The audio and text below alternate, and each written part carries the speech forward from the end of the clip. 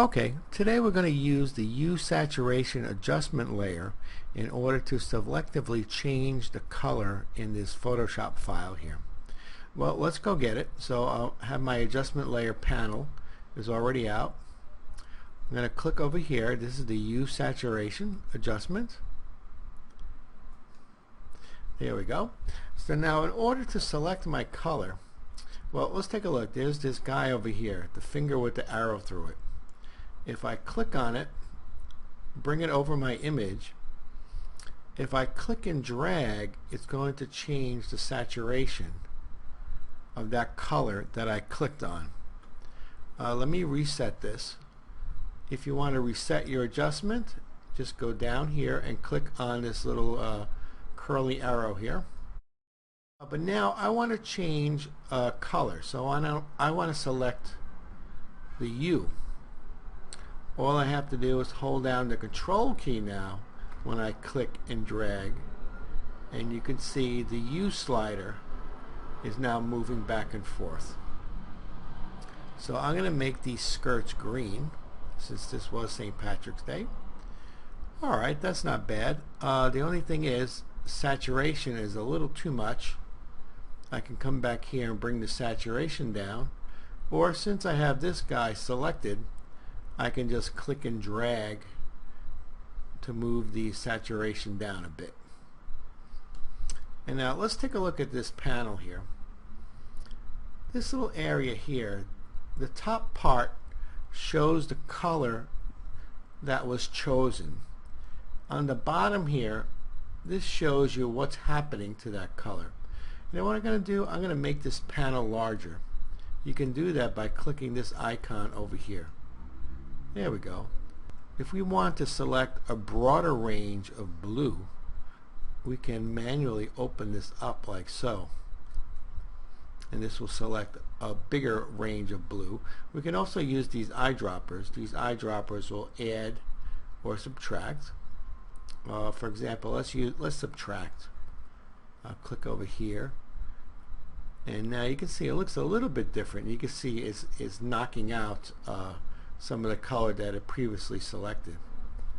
Let's see if I can put it back. There, you see this thing area gets wider here. Alright, that looks pretty good. Now what Photoshop does for us is Photoshop makes an adjustment layer down here. I could turn this on and off with the clicking on the eyeball here. Let's see what else we can do with this image. Well, the thing is, let's collapse this. We don't need this right now. There may be some areas that went from blue to green that I would rather have stay blue. Let me zoom in on this guy in the background here.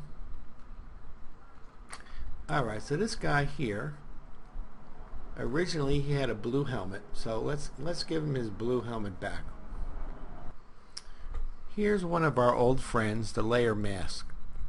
Whenever you create an adjustment layer, automatically a layer mask is created. So if I click in this mask area here to target the mask, all I have to do is go to my toolbox, get my paintbrush, bring black forward here, so I'm painting with black, and as I paint, it's going to mask out the adjustment. So instead of masking out pixels, it's masking out this adjustment. Let's see if there's someplace else. I think there was another place. For example, this sign in the background, this was originally blue. We can make it blue again, like so.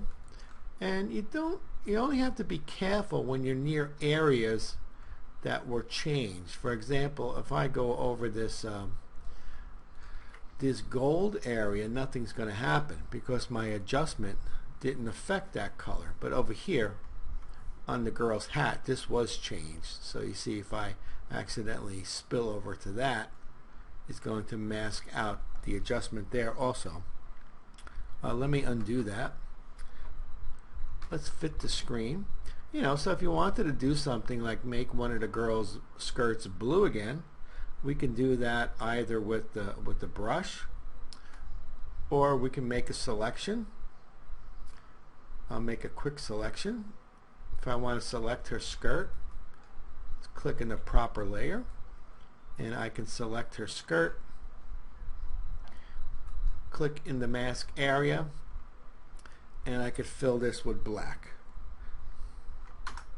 So I just did an Alt backspace or Alt delete on the PC to fill that with black. On the Mac it would be Option delete, I believe.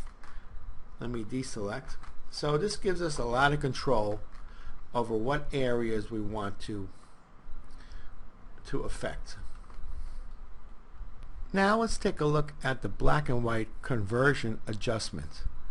This is actually sort of cousins with Hue-Saturation here. I'm going to turn this saturation layer off, and let's make a new adjustment. I'll click the arrow over here to take me back to my adjustments list, and I'm going to click on this guy here, black and white, and let's see what happens. Alright, this turned the whole image black and white, but I can also make some adjustments while we're here too. I can click on the same finger with the arrow through it, and I can click on top of a color. So this is the blue area. Now if I click and drag to the left, it's going to get darker. If I click and drag to the right, it's going to get lighter. So we can make some adjustments to this black and white conversion just by clicking on an area and dragging our mouse. You can also see these color sliders moving around, so we can also use these color sliders. Sometimes it's hard to tell what the color was unless we remember it or we look at our layer panels. So this way, with this guy, we can just click over an area and make a change. So it's going to do it on a color basis. So if you click on a blue, it's going to change all the blues. Alright, that looks good. But you know what you can do? We can combine these guys together if you like. If you wanted to keep part of this image in color, which is a common technique, we can also do that with our layer mask. Let me click in the mask here. You know what? I'll do the same skirt over here. I'll make my selection. Oop, I should click in the proper layer before I do that.